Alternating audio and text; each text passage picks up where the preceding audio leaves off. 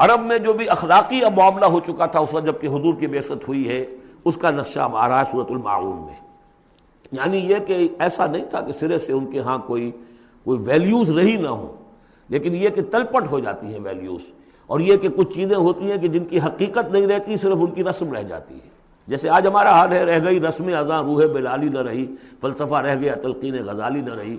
تو ان کے ہاں بھی یہ آ چکا تھا کہ اب وہ چونکہ جزا و سزا کے تصور سے محروم ہو چکے تھے، لہذا ارأیت الذی یکذب بالدین، کیا تم نے دیکھا اس شخص کو جو جزا و سزا کا انکاری ہے؟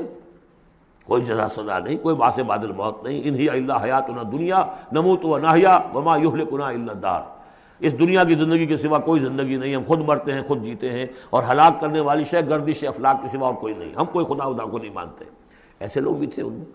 ظاہر بات ہے کہ اس شخص کا کردار کیسا ہو جائے گا جو جزا و سزا کا منکر ہے. وہ تو یہی ہوگا بابر بعیش کوش کہ عالم دوبارہ نہیں است. جب کوئی اور زندگی دوبارہ ہے ہی نہیں، یہی زندگی ہے، کھاؤ پیو عیش کرو، جہاں ہاتھ پڑ سکتا ہو ڈالو، جو چیز حاصل کر سکتے ہو کر لو. کیوں جھجک رہے ہو کہ یہ برا ہے اور یہ اچھا ہے اور یہ جائز ہے اور یہ ناجائز ہے؟ پھر تو طریقہ یہی ہوگا. تو وہ کردار کیا بنتا ہے اگر جزا و سزا کا انکاری ہوگا انسان؟ تو کردار کیا بنے گا؟ فَذَلِكَ الَّذِي يَدُعُّ الْيَتِيمَ، وہی ہے کہ جو یتیم کو دھکے دیتا ہے. کیوں کھلائے یتیم کو؟ کون سا فائدہ ہے اسے سے؟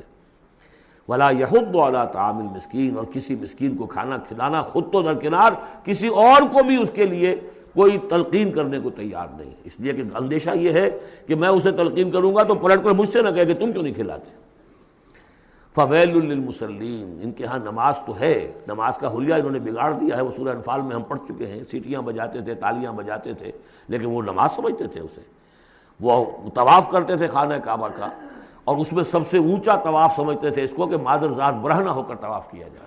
یہ سارے تکلفات ختم کر کے، اور بالکل جیسے دنیا میں آئے تھے، اللہ نے جب ہمیں بھیجا تھا تو اللہ کے گھر میں آئیں تو اسی طریقے سے آئیں جیسا کہ اللہ نے دنیا میں ہمیں بھیجا. اب ان کے یہ تصورات تھے. فَوَيْلٌ لِّلْمُصَلِّينَ الَّذِينَ هُمْ عَنْ صَلَاتِهِمْ سَاهُونَ، تو تباہی ہے، ہلاکت ہے، بربادی ہے ان نماز پڑھنے والوں کے لیے جو اپنی نمازوں سے غافل ہیں. اس کی روح ختم ہو چکی ہے، شکلیں بھی بدل دی گئی ہیں. ہمارے ہاں اللہ کا شکر ہے اس امت میں شکل نہیں بدلی ہے. صلو کما رأیتمونی اصلی، اللہ کا فضل ہے. اس طرح کی بدعات وہاں ہمارے ہاں نہیں ہے. لیکن یہ ہے کہ روح جو ہے، روح نماز، حضور قلب. آدمی نماز پڑھ رہا ہو تو احساس ہو کہ میں کس کے سامنے کھڑا ہوں، اور پھر جو کہہ رہا ہو اس کو سمجھ رہا ہو، اور خلوص و اخلاص سے کہہ رہا ہو ایاک نعبد و ایاک نستعین، پھر اس پر عمل کرتا ہو. وہ کہاں کتنے ہیں؟ ایک رسم ہے، رہ گئی رسم اذاں روح بلالی نہ رہی، فلسفہ رہ گیا تلقین غزالی نہ رہی. نماز و روزہ و قربانی و حج یہ سب باقی ہیں، تو باقی نہیں. الذین هم عن صلاتهم ساہون الذین هم یراؤون، اور اگر کوئی نیکی کا کام کرتے ہیں تو دکھاوے کے لیے، تاکہ اس سے کچھ شہرت ملے، بڑا بہت سخی آدمی ہے. وَيَمْنَعُونَ الْمَاعُونَ، لیکن ان کی شخصیت کے اندر پستی کا عالم یہاں تک آ گیا ہے کہ عام استعمال کی چیزیں بھی مانگے تانگے نہیں دیتے. عرب میں بھی رواج تھا بھئی کہیں سے کسی کے چولہے میں سے کوئی انگاری لے آؤ تاکہ ہم آگ روشن کر لیں. نمک ہے کسی سے مطلوب ہے تو اس کا کوئی جھجک نہیں ہوتی تھی، نمک دے دیا جاتا تھا. لیکن وہ لوگ ان چیزوں میں بھی آ کر شقی ہو جاتا ہے.